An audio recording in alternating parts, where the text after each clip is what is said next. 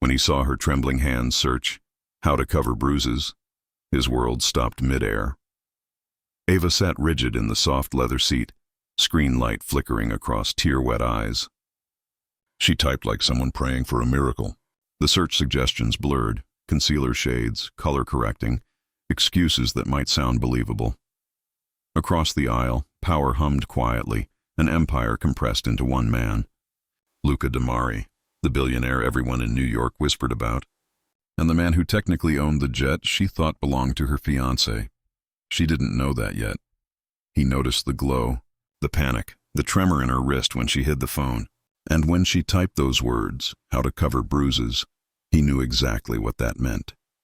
"Give me your phone," he said, voice low, Italian accent slicing through the hum of engines. Ava froze. "It's private. So are the secrets that leave fingerprints on your skin."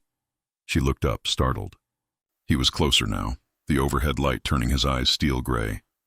He wasn't asking. Reluctantly, she handed it over. Luca scrolled, each flick of his thumb revealing more desperation. "Can airport security see bruises? Safe makeup brands to hide marks." He exhaled, a sound between anger and disbelief. "Who did this to you?" No answer. Only silence, heavy and alive. "Your fiancé?" he guessed. Her breath caught, the smallest flinch confirming everything. Luca turned toward the cockpit, muttering something in Italian.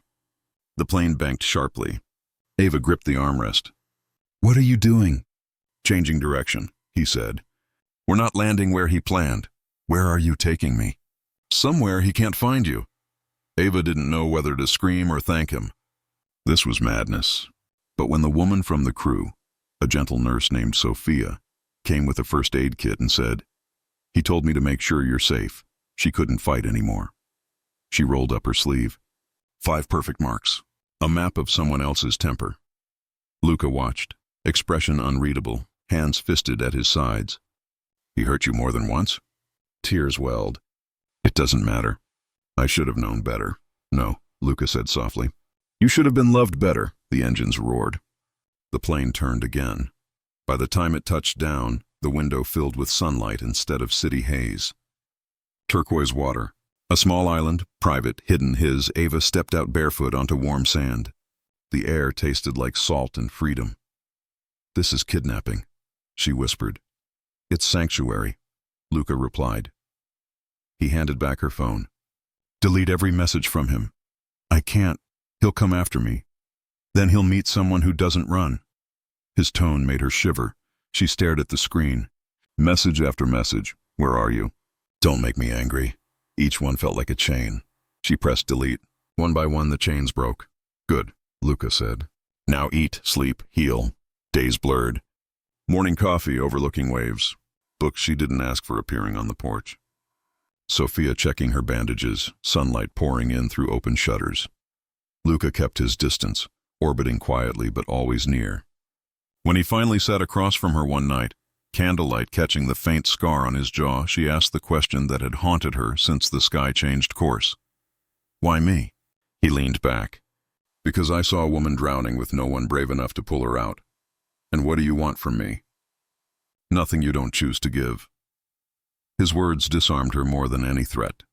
Each sunrise, something fragile in her began to thaw. She painted again for the first time in years, her hands steady instead of shaking. Luca watched from a distance until one evening, she found him in his study, phone pressed to his ear, speaking rapid Italian, the kind of voice that built empires or burned them down. When he saw her, the hardness softened. "Everything all right? I just needed to thank you. You don't owe me." "Thanks, but you turned your plane around. I couldn't watch someone break a soul like yours." Sometimes the bravest thing a man can do is be gentle. 7 days passed. Then came the storm. Her ex found her number through a friend. "You think you can hide behind him? You'll regret this." Luca read the message, his expression going glacial. "He won't touch you again." She grabbed his wrist. "Don't do something you'll regret." "I don't regret protecting what's mine. You can't own people." His gaze softened. "I don't. I safeguard what others try to destroy." Outside, the storm screamed. Inside, she realized she wasn't afraid anymore. The next morning, she woke to news alerts. Financier Matthew Cross arrested on federal charges. Ava dropped her phone. You, Lucas shrugged. He built his house on lies. I just opened the door for justice. You turned him in. I gave the truth to people who knew what to do with it. Weeks later, New York glittered again outside her new gallery. Her paintings hung on every wall. Lucas stood in the doorway, his tie loosened, a quiet smile cutting through the noise. You did this, he said. Without fear. No, she said, stepping closer. With courage you helped me find. Their hands met, he murmured. You know, the night I saw you on that plane, I told myself I'd protect you. And now? Now I just want to stand beside you while you protect yourself. Before the screen fades, text appears. Sometimes the flight home isn't where you land. It's where you finally stop running. If you felt her story, tap like and share this with someone who needs strength today.